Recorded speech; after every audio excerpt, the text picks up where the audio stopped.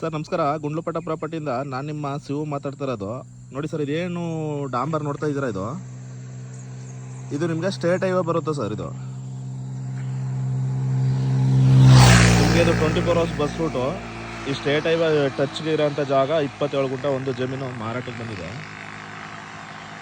ನಿಮಗೆ ರೋಡ್ ಬಿಡ್ತೀವಿ ಹೆಚ್ಚು ಕಮ್ಮಿ ಒಂದು 250 ಅಡಿಯಿಂದ 300 ಅಡಿ ರೋಡ್ ಬಿಡ್ತಾ ಇದೆ ನಿಮಗೆ ಫ್ರಂಟೇಜು ಡಾಂಬರ್ಗೆನೆ.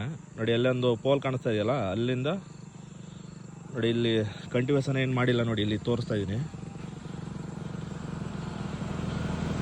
ಇದು ವಿಲೇಜ್ಗೆ ಟಚ್ ಆಗಿರೋಂಥ ಜಾಗ ಸರ್, ವಿಲೇಜ್ ಹತ್ರ ಇರೋಂಥ ಜಾಗ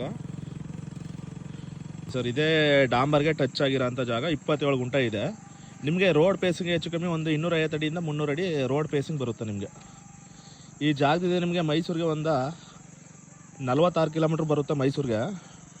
ಬ್ಯಾಂಗ್ಳೂರಿಗೆ ನಿಮಗೆ 190 ಕಿಲೋಮೀಟ್ರ್ ಬರುತ್ತೆ ಬ್ಯಾಂಗ್ಳೂರಿಗೆ.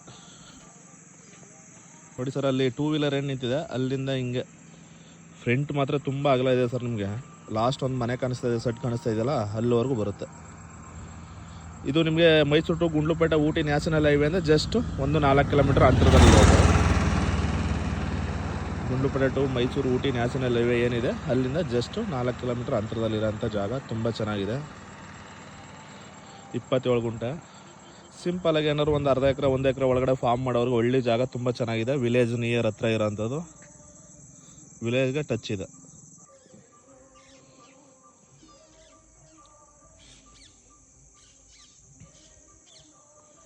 ನೋಡಿ ಸರ್, ಸಾಯಿಲ್ ಬಂದು ಈ ಥರ ರೆಡ್ ಸಾಯಿಲ್ ಬರುತ್ತೆ. ಪಕ್ಕದ ಜಮೀನವ್ರು ಕಂಟಿವೇಷನ್ ಮಾಡಿದ್ದಾರೆ ಇದರಲ್ಲಿ. ಅಂದರೆ ನಿಮಗೆ ಹತ್ತಿ ಹಾಕೊಂಡಿದ್ದಾರೆ, ಅದರಿಂದ ಇನ್ನೂ ಕಂಟಿವೇಷನ್ ಮಾಡಿಲ್ಲ. ಕಂಟಿವೇಷನ್ ಮಾಡಿದ್ರೆ ಸೇಮ್ ಅದೇ ಥರ ಸಾಯಿಲ್, ಇದು ರೆಡ್ ಸಾಯಿಲ್ ಬರುತ್ತೆ.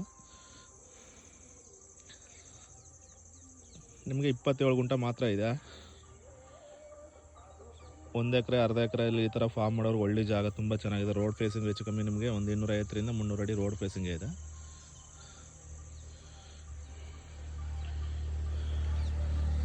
ನೋಡಿ ಸರ್, ಇದು ರೆಡ್ ಸಾಯಿಲ್ ಬರುತ್ತೆ, ಗುಂಡ್ಲುಪೇಟೆ ರಿಜಿಸ್ಟ್ರೇಷನ್ ಬರೋಂಥ ಜಾಗ. Okay sir, thank you. Interest ಇರೋರು ಕಾಲ್ ಮಾಡಿ.